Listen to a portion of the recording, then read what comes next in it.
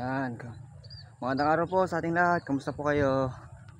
Yan, di bali kakatapos ko lang nag-jogging and then meron na akong gusto ipakita sa inyo. Ayan o. Tapos ito siya. Wow. Highlight Conception. Di bali itong I Love Conception, ito yung pangalan ng barangay na kung saan diyan ako nakatira. Dito ako nakatira ako. Well, anyway, yan, di balik kakatapos ko lang mag-jogging. Then magmula nung throwback tayo magmula noong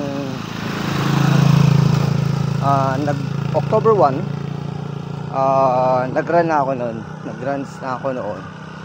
ng hindi ko alam kung ilang kilometers yung tinakbo nun. Kasi ito na yung yung pang-4 na pang-4 na element na takbo sa Pinoy Fitness. So magmula ng October 1, yun yung unang takbo ko pa lang ng Pinoy Fitness sa air element nila. Yan. So di bali kung nakasubscribe po kayo sa aking YouTube channel, may kita nyo naman yun dito. May kita nyo lahat yung doon yung updates tsaka yung mga present na pangyayari. Di bali pasensya di pa kasi ako ganong sanay na mahawak ng camera sa gantong way. Ikon ko na lang, front cam ko na lang. Ayan. So balik na tayo sa October 1 na yan. Yung pala yung unang takbo ko nun. Tapos kinamugahan yan October 2, yun na yung ko, yun na yung start ko na ng bike loop. So magmula nung sa araw na yun, hindi kasi ako napapadaan dito. Tapos nung pabalik na ako, pauwi, bike sa pagkatapos ng bike loop, dito din ako napadaan. So yung nakita nyo na I Love Conception, yun pala yung first time kong na nakita ko yun. So di ko alam kung anong month nila nag-start na na ginawa yun. So laking gulat ko lang din na kahit na taga dito din ako, di ko rin in-expect na merong ganong accomplishment or activities na nagawa. Oh! Abay, sa bali, bisikleta mo ng Kel. Ay, oy. Di ko nga, MTV mo nga Ay, ako pagsinsin yung plates. Arro, di kita kahit. So yun, di ko in-expect na mayroong ganoong accomplishment. So nakakatuwa lang din naman na makita mo yung yung lugar mo or community mo na may mga progress. So yun lang, nakakatuwa lang din naman, pero hindi pa siya totally finished kasi kita niyo naman yung structure kanina, hindi pa tapos yun.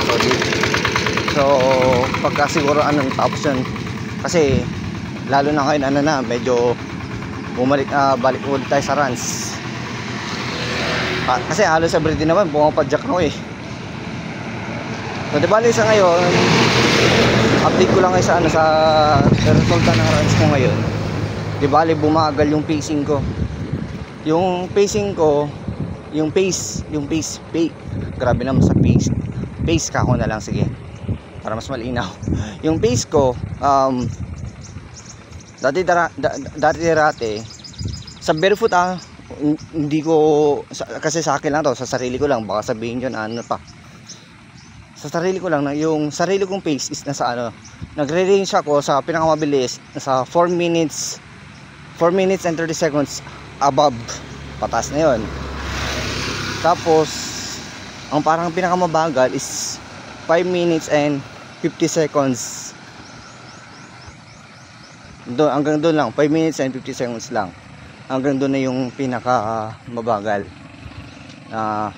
range ng pace ng aking takbo per kilometer. Kaya naman di bale ngayon sobrang bumagal ako. Yung naging pace ng takbo ko kanina, umaabot na ako ng 6 minutes per kilometer.